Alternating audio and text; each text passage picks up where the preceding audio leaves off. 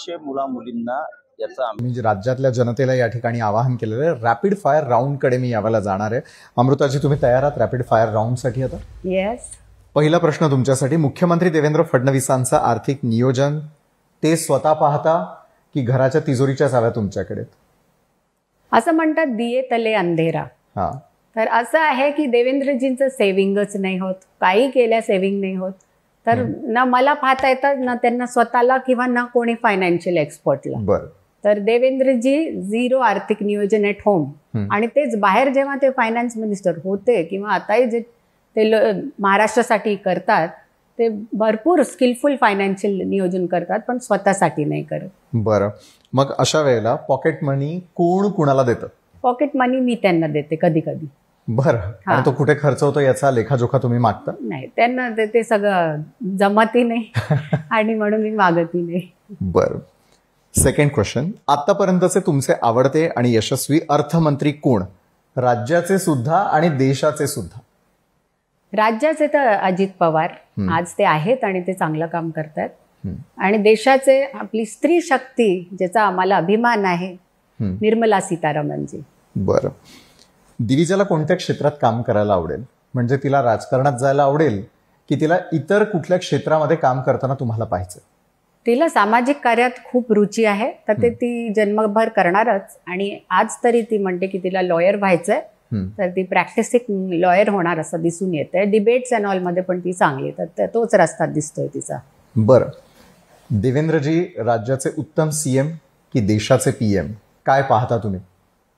जे आज आहे ते मी पाहते. आज ते राज्याचे सीएम आहेत आणि ते उत्तम सीएम राहावेत. जोपर्यंत हा सीएमची खुर्ची त्यांच्याकडे आहे, पूर्णपणे उत्तमपणे त्यांनी काम करावं इतकीच इच्छा आहे. बरं. देशाचे पंतप्रधान नरेंद्र मोदींसोबत तुमचे काही संस्मरणीय संभाषण किंवा काही क्षण जे आज दिवाळीच्या निमित्ताने खास आमच्या प्रेक्षकांना तुम्हाला सांगायचं? मला आठवतं मी मोदीजींना एकदा 5-7 वर्षापूर्वी देवेंद्रजींबरोबर भेटली होती दिल्लीत. तेव्हा मला जास्त बोलता नाही आलं त्यांच्या पुढे, त्यांच्या मी गोष्टी ऐकत होती.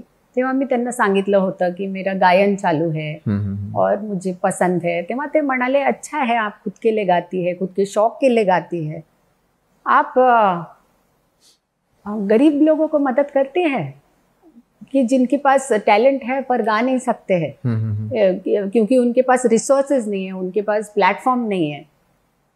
तेव्हा मला वाटलं की हो, आपण ह्या डिरेक्शनमध्ये पण करायला पाहिजे. आणि तो माझ्या मनात विचार चालू असतानाच एक इन्सिडेंट पण झाला की एक मला घरी काम करणारी छोटीशी मुलगी भेटली, जी खूप छान गाऊन जिनी मला दाखवलं. आणि तीच त्यांची गोष्ट इतकी मनात माझ्या बसली विथ दिस लाईव्ह एक्झाम्पल की मी मिट्टी के सितारे चालू केलं गरीब मुलांसाठी, ज्यांच्यात टॅलेंट आहे त्यांना गाणं, सॉफ्ट स्किल्स, पर्सनॅलिटी डेव्हलपमेंट हे आम्ही सगळं शिकवतोय 8 वर्षांपासनं, 7-8 वर्षांपासनं. आणि त्यांचे दिव्यचेही प्रोग्राम होतात तेव्हा आम्ही त्यांना अपॉर्च्युनिटी देतो की ते स्टेजवर येऊन गातात, किंवा आजकाल तर काही प्लेबॅकमध्ये पण त्यांना कोरसचा अपॉर्च्युनिटी यायला लागली आहे. तर मला चांगलं वाटतं की ते आता रेकॉर्डिंग शिकतायत आणि पुढे चालले आहेत ह्या रस्त्याने. बरं. दिविजाचा मगाशी तुम्ही उल्लेख केलात आणि तुम्ही सांगितलं की तिला सामाजिक क्षेत्रामध्ये काम करायचं आहे. तर त्या अनुषंगानं दिव्यचं पुढचं पाऊल काय असेल, पुढचे गोल्स काय आहेत तुमच्या फाउंडेशनच्या माध्यमातून? जर कुणाला काही मदत अपेक्षित असेल, तुमच्याशी कसा संपर्क साधायचा? दिव्यज फाउंडेशनची वेबसाईट पण आहे, त्याच्या ईमेल आयडीज पण आहेत, नंबर्स पण आहेत आमच्या ट्रस्टीज आणि एम्प्लॉईजचे. तर आम्ही खूपदा एज्युकेशन स्पॉन्सर करतो, ऑपरेशन स्पॉन्सर करतो, स्किलिंगचे प्रोग्राम्स करतो, मेंटल फिजिकल वेलबिंगचे प्रोग्राम्स करतो. आता पालघरमध्ये पण आमचा प्रोजेक्ट चालू होतोय मदर अँड चाइल्ड केअरचा.